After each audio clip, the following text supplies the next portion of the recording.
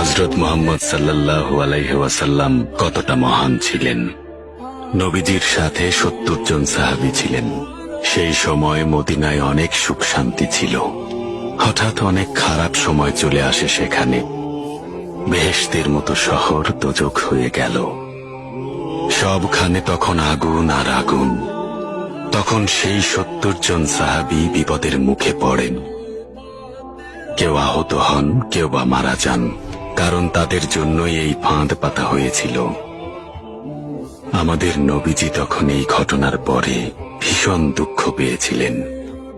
আনাস ইবনে মালিক বলেছেন, তিনি নবীজিকে এত দুঃখ করতে এর আগে কখনোই দেখেননি। আমাদের নবীজি প্রতি ওয়াক্ত নামাজে ওইসব নিষ্ঠুরদের অভিশাপ দিতেন। এরপর কি হলো এফেন্দি?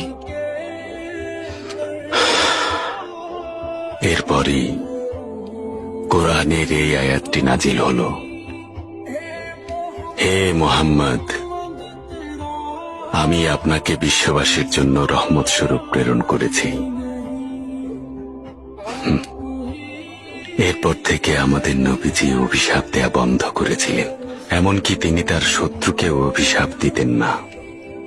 এবং আমরাও আমাদের পাপী ও বিপথগামী ভাইদের কখনো অভিশাপ দিতে যাব না।